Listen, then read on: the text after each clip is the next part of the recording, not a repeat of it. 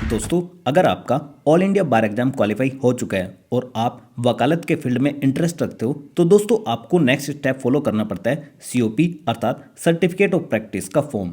अब इस फॉर्म को किस तरीके से अप्लाई करना है ताकि आप within a week without doing any mistake आप सीओपी अर्थात सर्टिफिकेट ऑफ प्रैक्टिस का कार्ड और सर्टिफिकेट दोनों के दोनों प्राप्त कर सको। तो चलिए दोस्तों डिस्कस करते हैं without wasting of time COP अर्थात सर्टिफिकेट ऑफ प्रैक्टिस का फॉर्म किस तरीके से आपको पहले डाउनलोड करना है। तो दोस्तों इसके लिए सबसे पहले आपको जाना है bar council of Uttar Pradesh की ऑफिशियल वेबसाइट पर। देन आपको लेफ्ट साइड में कैटेगरीज के नीचे सबसे पहले ही ऑप्शन देखने को मिलेगा डिक्लेरेशन फॉर्म। जैसे ही आप इस पर क्लिक करोगे तो आपके सामने 3 पेजेस का एक फॉर्म निकल कर आएगा। इसी को बोलते हैं दोस्तों डिक्लेरेशन फॉर्म या फिर सीओपी अर्थात सर्टिफिकेट ऑफ प्रैक्टिस प्राप्त करने के लिए फॉर्म। अब इस फॉर्म को किस तरीके से फिल करना है वो सारी की सारी एंटायर प्रोसेस इस वीडियो के अंदर मैं आपको समझाने वाला हूं। तो चलिए डिस्कस करते हैं without wasting of time COP अर्थात सर्टिफिकेट ऑफ प्रैक्टिस का फॉर्म। दोस्तों देखो, फॉर्म फिल करने से पहले मैं आपको बताना चाहूँगा कि जितने भी इंपॉर्टेंट इंस्ट्रक्शंस लिखे गए हैं दोस्तों आपको इन सभी को पढ़ लेना चाहिए। लेकिन घबराने की बात नहीं है, अगर आप इनको नहीं पढ़ते हो तो इस वीडियो के अंदर मैं आपको वही सारी चीज़ें बताने वाला हूँ। तो सबसे पहले आपको ध्यान रखना है कि डिक्लेरेशन फॉर्म केवल वही एडवोकेट्स फिल करेंगे जिनका इनरोलमेंट राज्य की बार काउंसिल के अंदर जुलाई 2010 के बाद से फिल हुआ है। और इसमें सबसे पहले आपको राइट साइड में देखने को मिलेगा, यहाँ पर आपको अपना पासपोर्ट साइज फोटोग्राफ एडवोकेट की ड्रेस में लगाना है। जैसे इस तरीके से आपने अपना यहाँ पर फोटो पेस्ट कर दिया। नेक्स्ट दोस्तों ये वाला जो कॉलम है सीओपी नंबर ये आपको फिल नहीं करना है क्योंकि ये केवल ऑफिस पर्पज के लिए है, इसको ऑफिस वाले फिल करेंगे, आपको इसको भरना नहीं है। नेक्स्ट दोस्तों नेम, आपको अपना यहाँ पर नाम लिखना है जो भी स्टेट की बार काउंसिल के अंदर जब आपने इनरोलमेंट कराया था, जो आपका इनरोलमेंट सर्टिफिकेट आया था उसमें लिखा होगा, या फिर जो आपकी एलएलबी की डिग्री है उसमें लिखा होगा, वो नाम आपको यहाँ पर लिखना है। जैसे मैं यहाँ पर लिख देता हूँ नाम जीएस एरा। देन आपको यहाँ पर अपने फादर का नाम लिखना है। देन आपको प्रेजेंट एड्रेस जहाँ पर आप रहते हो वो फिल करना है। जैसे आप किसी विलेज में रहते हो, विलेज का नाम, टाउन का नाम या फिर सिटी का नाम। देन उसके बाद दोस्तों आपको लिखना है पुलिस स्टेशन, जो भी आपका थाना लगता होगा वो लिखना है। अपनी तहसील लिखनी है, जिस डिस्ट्रिक्ट से आप बिलोंग करते हो वो लिखना है, और जिस स्टेट में आप रहते हो वो लिखना है। देन उसके बाद दोस्तों आपको यहाँ पर अपना पिन कोड लिख देना है। तो इस तरीके से आपको अपना ये जो एड्रेस है दोस्तों बहुत ही अच्छे तरीके से फिल करना है, क्योंकि जो सीओपी अर्थात सर्टिफिकेट ऑफ प्रैक्टिस का जो कार्ड होता है और सर्टिफिकेट होता है वो दोनों के दोनों दोस्तों इसी एड्रेस पर आते हैं। नेक्स्ट है दोस्तों एनरोलमेंट नंबर। अब ये जो इनरोलमेंट नंबर है दोस्तों ये आपको मिलेगा जब आपने राज्य की बार काउंसिल के अंदर अपना रजिस्ट्रेशन कराया होगा। जैसे मैं आपको दिखा देता हूँ, जैसे ये रहा, जब आप राज्य की बार काउंसिल के अंदर अपना रजिस्ट्रेशन कराते हो दोस्तों तो वहाँ पर आपको एक इनरोलमेंट नंबर मिलता है, और जिस दिन आपका इनरोलमेंट हुआ था वो तारीख दोनों के दोनों देखने को मिलती है। जैसे यहाँ पर मैं आपको जूम कर दिखाऊंगा कि यूपी 08306/23 यानी कि 2023 में रजिस्ट्रेशन हुआ था, और रजिस्ट्रेशन नंबर ये है यानी कि इनरोलमेंट नंबर, और यूपी के अंदर हुआ है, और इनरोलमेंट डेट ये रही यहाँ पर। तो आपको दोनों को यहाँ पर ध्यानपूर्वक लिखना है। जैसे यहाँ पर यूपी तो पहले से लिखा है तो आपको लिखना है 08306/23। ठीक। Next date of enrolment. Date of enrolment क्या है दोस्तों? 25/5/23। तो इस तरीके से आपको अपनी क्या लिखनी है, इनरोलमेंट डेट लिख लेनी है। और ये दोनों की दोनों आपको कहाँ पर मिलेगी? बार काउंसिल के कार्ड के अंदर। अगर आपके पास में कार्ड नहीं है तो देखो कार्ड और सर्टिफिकेट दोनों में ही ये डेट देखने को मिल जाएगी। यहाँ पर लिखी हुई है कार्ड में और सर्टिफिकेट में लिखी मिलेगी यहाँ पर, और आपका रजिस्ट्रेशन नंबर यहाँ पर भी होगा और यहाँ पर भी होगा। तो इन सभी बातों का आपको ध्यान रखना है जो कहाँ पर फिल करनी है आपको 4 नंबर के कॉलम। नेक्स्ट दोस्तों ऑप्शन है डेट ऑफ बर्थ। जैसे आपकी date of birth DD MM और YY, इस तरीके से आपको फिल करनी है अपनी date of birth. Then mobile number. Mobile number दोस्तों जो भी आप लिखोगे वही आपके जो सीओपी का कार्ड होता है उसकी बैक साइड में आपको देखने को मिलेगा। Next most important place of practice. जिस भी जगह पर आप प्रैक्टिस करना चाहते हो आपको यहाँ पर वो स्थान लिखना है। यदि आप किसी हाई कोर्ट में प्रैक्टिस करना चाहते हो, किसी सीनियर एडवोकेट के अंडर में, तो आप वहाँ पर कर सकते हो। यदि आप किसी डिस्ट्रिक्ट कोर्ट के अंदर प्रैक्टिस करना चाहते हो वहाँ पर लिख सकते हो, या फिर तहसील में कहीं भी आप प्रैक्टिस करना चाहते हो किसी भी कोर्ट में, सबऑर्डिनेट कोर्ट्स में, तो आप यहाँ पर उसका नाम लिख सकते हैं। जैसे एग्जाम्पल के तौर पर मैं आपको समझा देता हूँ कि आपको क्या लिखना है, district and session court Saharanpur. इस तरीके से आपको फुल फॉर्म में लिख देना है, district and session court Saharanpur यहाँ पर लिख देना है। नेक्स्ट दोस्तों when did your pass your AIBE, क्या लिखा हुआ है मैंने देखिए ग्रामेटिकल मिस्टेक कर रखी है। When did you qualify your all India bar exam, इस तरीके से होना चाहिए। तो आपका जो ऑल इंडिया बार एग्जाम है दोस्तों कब क्वालिफाई हुआ है, तो दोस्तों इसके लिए आपको देखो ये ध्यान रखना है, अगर आपने ऑल इंडिया बार एग्जाम 18वें नंबर का दिया है तो उसका जब रिजल्ट आया था वो वाली डेट लिखनी है। अगर आपने अभी जैसे कि अभी रिजल्ट आया किसका, ऑल इंडिया बार एग्जाम 19 का, कब आया दोस्तों, 21 मार्च 2025 के दिन, तो इस तरीके से आपको ये वाली डेट यहाँ पर लिख देनी है। यानी कि आपसे केवल ये पूछा गया है कि आपने अपना ऑल इंडिया बार एग्जाम किस तारीख में क्वालिफाई किया है, तो आपको यहाँ पर वो तारीख लिख देनी है। नेक्स्ट AIBE नंबर, यानी कि ऑल इंडिया बार एग्जाम आपको एक नंबर देता है, और ये नंबर दोस्तों कहाँ पर मिलेगा आपको, ये मिलेगा दोस्तों आपको रिजल्ट के अंदर। जैसे एक कैंडिडेट है जिसने अभी all India bar exam 19 number का क्वालिफाई किया है और उनका जो रजिस्ट्रेशन नंबर है दोस्तों वो यहाँ पर आपको देखने को मिल जाएगा। जैसे यहाँ पर लिखा है रजिस्ट्रेशन नंबर के सामने क्या होगा, AIBE नंबर, तो इस तरीके से आपको लिखना है X3206300। तो इस तरीके से ऑल इंडिया बार एग्जाम के सामने जो भी लिखा हुआ है वो सारा का सारा क्या होगा, आपका all India bar exam number होगा, तो वो आपको यहाँ पर फिल कर देना है। अब इसके बाद नेक्स्ट दोस्तों 8 number, name of bar association place where you want to cast your vote in election of bar association. देखो जब आप वकालत के फील्ड में प्रैक्टिस करते हो तो हर एक बार एसोसिएशन के अपने इलेक्शन होते हैं। जैसे कि किसी डिस्ट्रिक्ट की कोई बार एसोसिएशन है उसका होगा, हाई कोर्ट की बार एसोसिएशन है उसका होता है, और सुप्रीम कोर्ट की जो SCBA है, सुप्रीम कोर्ट बार एसोसिएशन, उसका भी होता है। तो इस तरीके से जहाँ पर भी आप चाहते हो अपना वोट देना तो आप इसको यहाँ पर लिख सकते हैं। जैसे मैं प्रैक्टिस करता हूँ सहारनपुर के अंदर, तो मैंने यहाँ पर क्या लिख दिया, सहारनपुर बार एसोसिएशन, ठीक है, क्योंकि भाई मेरे लिए यहीं पर इजी रहेगा वोट करना भी, और यहीं मैं अपनी प्रैक्टिस कंटिन्यू कर रहा हूँ तो मैंने अपना स्थान यहीं पर चुन लिया है।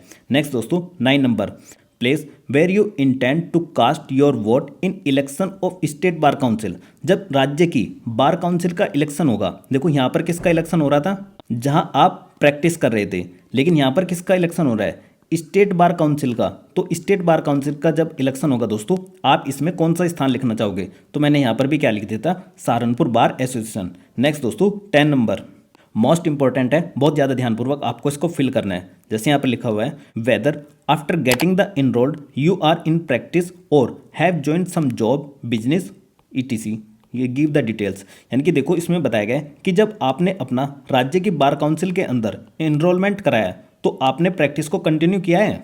तो अगर आपने प्रैक्टिस को कंटिन्यू किया है तो आप यहाँ पर लिख दीजिए यस। अगर आपने प्रैक्टिस को कंटिन्यू नहीं किया है, आपने कोई जॉब ज्वाइन की है या फिर कोई बिजनेस किया है या फिर कुछ और किया है, तो यहाँ पर उसका एक्सप्लेनेशन आपको देना पड़ेगा कि मैंने प्रैक्टिस को कंटिन्यू नहीं किया है, मैंने उसके बाद से कोई जॉब ज्वाइन कर ली। जैसे कि हो सकता है LLB में रजिस्ट्रेशन कराने के तुरंत बाद आपका किसी गवर्नमेंट एग्जाम में सिलेक्शन हो जाता है, तो आपको यहाँ पर उसके बारे में डिटेल देनी पड़ेगी। या फिर किसी प्राइवेट जॉब को आप ज्वाइन करते हो या फिर कोई बिजनेस करते हो तो उसके बारे में यहाँ पर आपको डिटेल लिखनी पड़ेगी, ठीक है। या फिर दोस्तों ऐसा भी हो सकता है कि ना तो किसी व्यक्ति की जॉब लगी, ना तो उसने गवर्नमेंट जॉब ज्वाइन की, ना ही उसने प्राइवेट की, ना ही उसने कोई बिजनेस किया। तो ऐसी कंडीशन क्या हो सकती है, सपोज करो कि आप घर पर बैठकर जुडिशरी की तैयारी कर रहे थे, आपने कोई जॉब ज्वाइन नहीं की, आपने किसी बिजनेस को नहीं किया, आप सिर्फ अपनी तैयारी कर रहे थे, तो आपको यहाँ पर लिखना पड़ेगा उसके बारे में भी कि भाई अगर कोई और चीज़ है, ETC इसीलिए लिखा गया है कि अगर कोई इस प्रकार की चीज़ है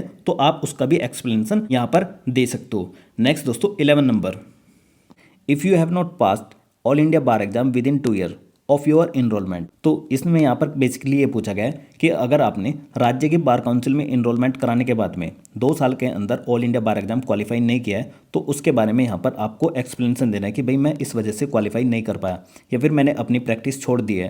तो आपको अपनी बार एसोसिएशन को और स्टेट बार एसोसिएशन दोनों को ही एक डिटेल में नोटिस देना पड़ेगा कि भाई मेरे साथ ऐसा ऐसा हुआ है। और यदि आप all India bar exam qualify कर ले तो विद इन 2 ईयर, तो आपको यहाँ पर लिखना है yes I have qualified all India bar exam within 2 year.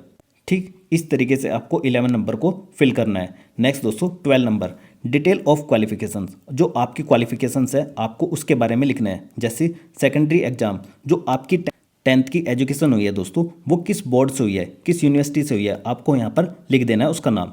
Then उसके अंदर आपका क्या रोल नंबर था, किस ईयर में आपने पास की, वो लिखना है। देन 12th के बारे में ऐसे ही किस बोर्ड से की है, CBSE से, UP बोर्ड से, ICSE बोर्ड से, इस तरीके से लिखना है उसका रोल नंबर और passing of year. Next graduation, graduation अगर आपने कोई ग्रेजुएशन की है तो आप उसके बारे में भी लिख सकते हो। या फिर दोस्तों किसी ने क्या करा, 12th के बाद ही सीधा 5 साल वाली एलएलबी की है, तो आप इसको क्या कर सकते हो, स्किप कर सकते हो, ठीक है। और जो 3 साल वाले एलएलबी वाले होंगे वो यहाँ पर ग्रेजुएशन के बारे में लिख सकता है कि भाई मैंने 3 साल वाली ग्रेजुएशन की है या फिर 4 साल वाली की है, उसका रोल नंबर और पासिंग ऑफ ईयर।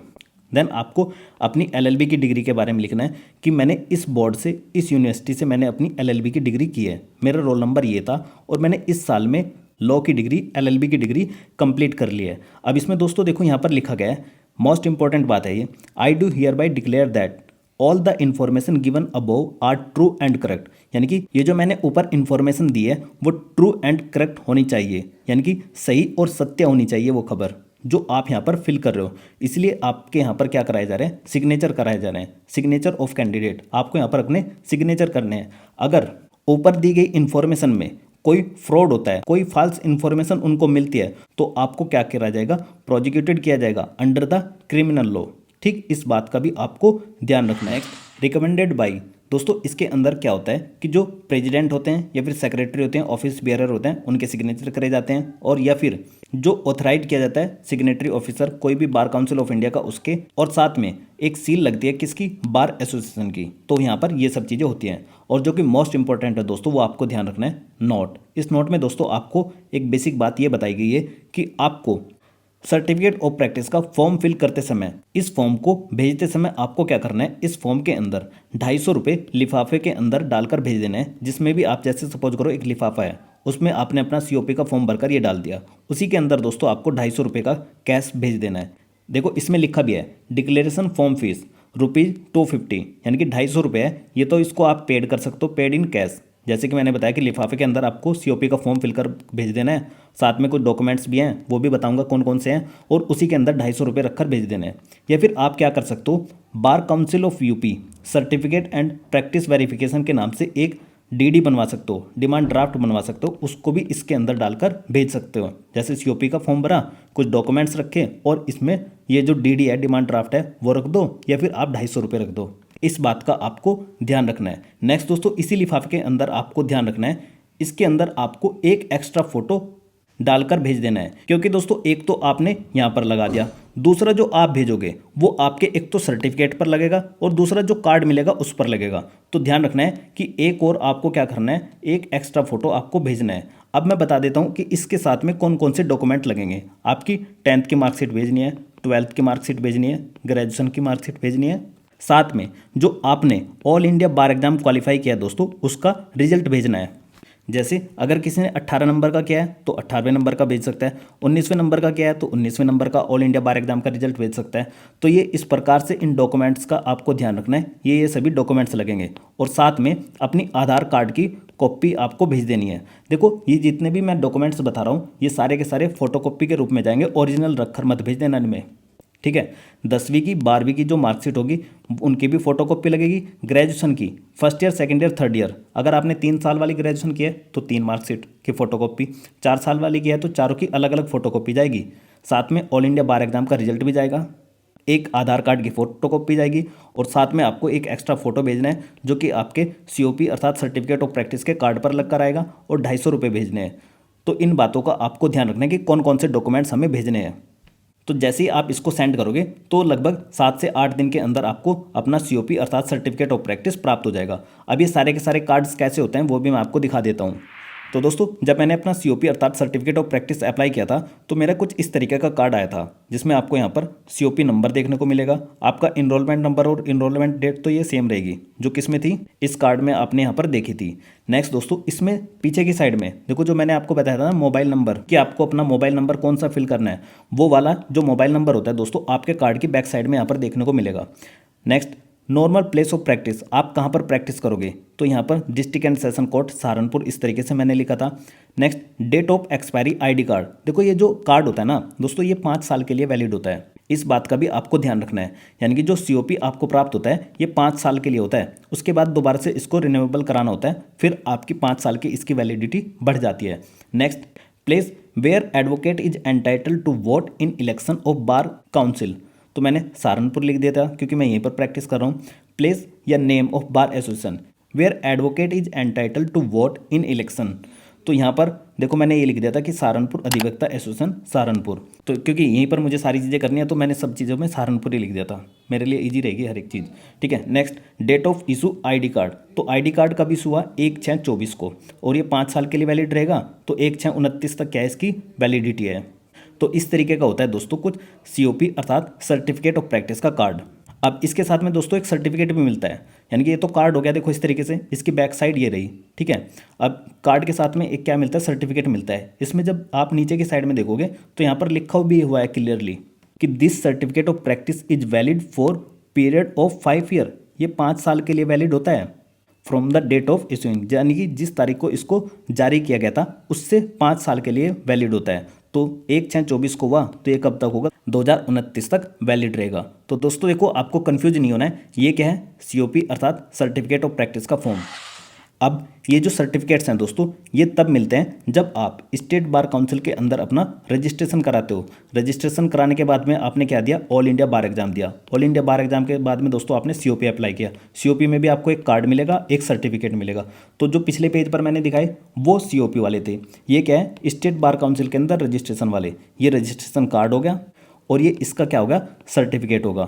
तो आपको कन्फ्यूज नहीं होना है, ये राज्य की बार काउंसिल के द्वारा दिया गया और ये all India bar exam qualify होने के बाद में यदि आप एडवोकेसी को कंटिन्यू करना चाहते हो, वकालत में इंटरेस्ट रखते हो, तो आप COP अर्थात सर्टिफिकेट ऑफ प्रैक्टिस को अप्लाई करोगे तो तब आपको ये दोनों चीज़ें आपको मिलेगी। और ये आपके कहाँ पर आएंगी? एड्रेस पर आएंगी, जो आप यहाँ पर एड्रेस फिल करके भेजोगे। तो आपको बहुत ही ज़्यादा ध्यानपूर्वक अपना एड्रेस फिल करना है। तो इसी इन्फॉर्मेशन के साथ दोस्तों ये था इस वीडियो का एंड। आई होप आपको ये वीडियो पसंद आई होगी। अगर आपको ये वीडियो पसंद आई है तो इस वीडियो को लाइक कीजिए और अपने दोस्तों को शेयर कीजिए। तो मिलते हैं नेक्स्ट वीडियो में। Thank you for watching GS era.